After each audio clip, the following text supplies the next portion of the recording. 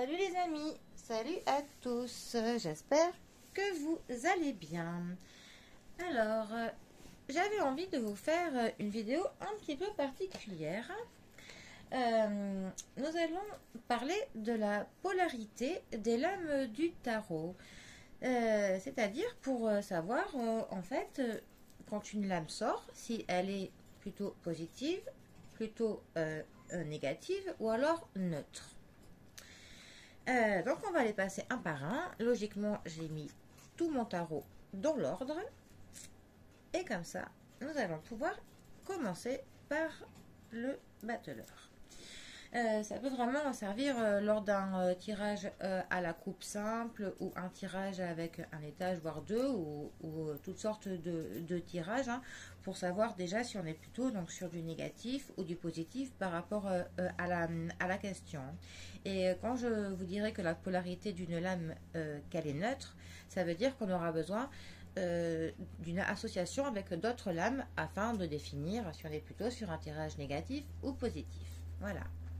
Alors, nous allons commencer avec le battleur. Alors, le battleur, il symbolise les démarrages des événements. C'est l'origine des choses. Par contre, est-ce que ce départ se commencera bien? Est-ce qu'on se dirige vers des choses négatives ou positives? Pour en savoir plus, il faut forcément que l'on l'associe à d'autres lames. Donc, sa polarité, elle est neutre. Voilà.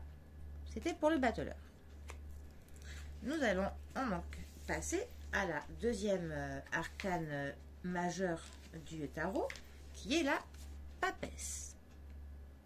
La papesse, pour le coup, elle représente les secrets, la connaissance, tout ce qui est la philosophie, tout ce qui est mystérieux, les mystères non dévoilés dans un tirage. Pour connaître le fond des choses, il faut forcément d'autres lames. Donc sa polarité est neutre. Nous passons à l'impératrice, qui d'ailleurs représente souvent la consultante dans un tirage. Elle concerne l'intelligence et un esprit clair. Mais de quelle manière ces facultés vont s'organiser seule une association avec d'autres lames pourra nous éclairer. Donc, sa polarité est neutre. L'empereur. Alors, l'empereur, il représente vraiment les choses dans la matière, les capacités de création, les choses qui sont concrètes. Avec cette carte, les choses, elles sont claires, elles sont précises, c'est du solide, c'est sûr, c'est certain. Donc, pas besoin de rajouter d'autres lames pour affirmer son message. C'est une polarité positive pour l'empereur. L'empereur a une polarité positive. Le pape, notre cinquième lame. Le pape, lui, alors, il symbolise vraiment tout ce qui vient du divin. C'est la divinité, c'est la pureté de nos âmes. C'est une lame qui nous protège, qui nous unit, qui nous pousse à devenir le meilleur possible. Ce principe, il se suffit à lui-même. Aucune association n'est nécessaire pour affirmer son message. Sa polarité est donc positive. L'amoureux. Alors, l'amoureux, il représente nos multiples choix et nos doutes et nos hésitations et quand nous sommes à la croisée des chemins. Donc, d'autres lames sont nécessaires pour connaître la suite. Donc, tout seul, sa polarité est neutre. Le chariot. Alors, le chariot, il amène toujours le trophée. C'est la réussite, c'est l'évolution qui est positive. C'est le travail et la victoire qui sont au bout du chemin. Donc c'est concret, pas besoin d'autres lames, sa polarité est positive. La justice. Alors, elle représente souvent les administrations, administratifs, contrats, procédures, tout ce qui est pas très cool généralement. Donc il y a une certaine froideur dans cette carte. Les tracasseries sont au rendez-vous généralement. C'est une lame qui est dans la froideur, dans la rigidité. Voilà, clairement. Sa polarité est donc négative. La carte de l'ermite. Alors, c'est vraiment une carte qui nous annonce de la lenteur, de la longueur. Hein. Ça va traîner. Hein. On va attendre. Hein. On va attendre avec patience, hein, pour le coup. Mais on ne peut pas savoir si notre attente sera soit négative, soit positive. Hein. On ne sait pas comment notre patience sera récompensée au final. Hein. Donc, il faut d'autres lames pour en savoir plus. Sa polarité est neutre. La roue de la fortune.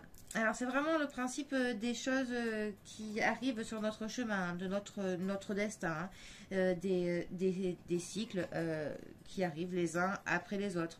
Les hauts et les bas. Donc, le prochain cycle sera-t-il bon ou pas? Eh ben, il faut d'autres lames pour le savoir. Sa polarité est donc négative.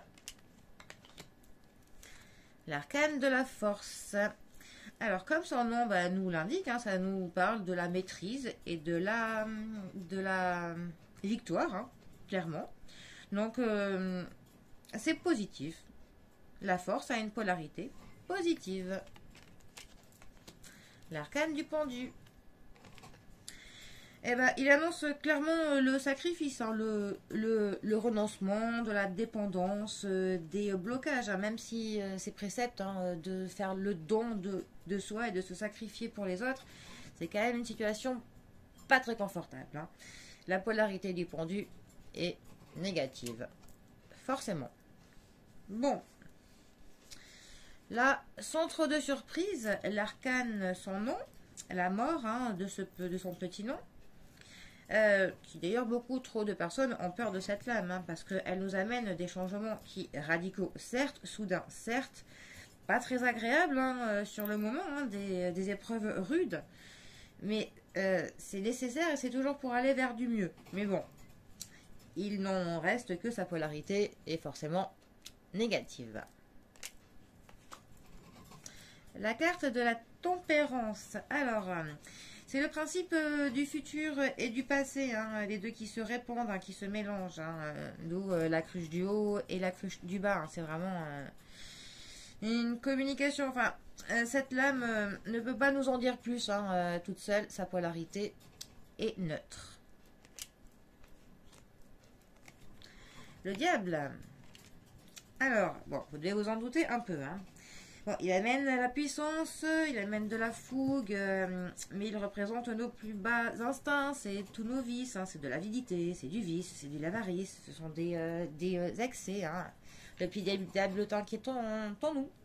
Donc le diable a une polarité négative, sans trop de surprise pour le coup. La maison Dieu. Alors, elle représente vraiment le principe de devoir tout démolir, hein, reconstruire tout derrière, mais c'est un éboulement, hein. C'est une démolition, hein, quelque chose qui était basé sur de mauvaises bases. Hein. Avec cette carte, tous les doutes sont permis. Hein. Vraiment, on a une chute assez rude, hein, qui est annoncée, donc sa polarité est négative. L'étoile. Alors, c'est assez facile, hein, pour s'en souvenir, celle-là. Elle amène la chance, hein, la protection et la paix, comme on dit, sa bonne étoile. Donc, elle nous protège, elle nous inspire de la confiance.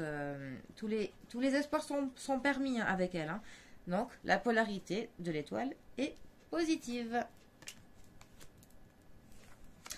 La lune. La lune... c'est un astre qui est changeant, hein, qui peut nous parler de nos états d'âme, hein, de nos tourments, de nos phobies, même de nos mauvais souvenirs de notre enfance, hein, d'une nostalgie, des secrets qui sont inconscients, voire même d'une déprime. Hein. Donc sa polarité est donc négative. Bon, là pareil, c'est assez facile. Le soleil, bon, c'est une étoile sans laquelle aucune vie serait possible. Hein. C'est l'étoile de la vie, de l'amour, de la chaleur, qui nous parle des enfants, de la vitalité. Hein. Ça se suffit tout seul. Hein. C'est le bonheur. Hein. Le soleil a donc une polarité positive. Le jugement. Alors, le jugement, c'est un peu ambivalent, hein, cette carte. Hein. À la base, sa polarité et neutre. Parce que dans un tirage, il ne se suffit pas à lui-même. Hein. On ne peut pas savoir tout seul comme ça. Mais par contre, dans un tirage à la coupe, par exemple, s'il est mal positionné, il devient négatif. Donc c'est une lame à double polarité. Hein. Ça va vraiment dépendre. Donc il a une polarité bien positionnée neutre et mal positionnée négatif. En tout cas, il n'a jamais une polarité positive. Voilà, pour faire simple. Ensuite, notre arcane du monde. Le 21. Alors le monde, pour le coup, qui nous parle de l'accomplissement, hein, du pouvoir de la réalisation, de son ouverture, surtout, hein, sur le monde. Et ben, le monde, hein, en toute logique, a une polarité positive. Et enfin, notre fou, ou notre mât, qui lui n'a pas de numéro, qu'on peut placer soit en 0, soit en 22. Et ben le fou, hein, il est tellement un peu fou qu'il y a de la folie hein, dedans, mais ça apporte quand même quelques risques. Hein. Le mât, il avance sans réfléchir et se met bien souvent dans des situations difficiles. Donc, eh ben, la polarité du fou est négative. Voilà. Alors, j'espère que vous avez à peu près compris la notion de positif, négatif ou neutre.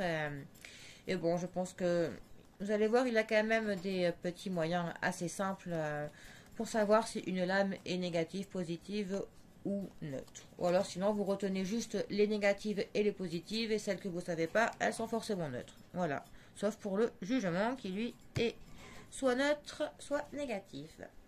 Voilà les amis, j'espère que cela vous aura intéressé. Hein, et vous donner envie de pratiquer le tarot, car je trouve que c'est vraiment un outil psychologique de guidance et d'accompagnement de tous les jours, tout simplement magnifique.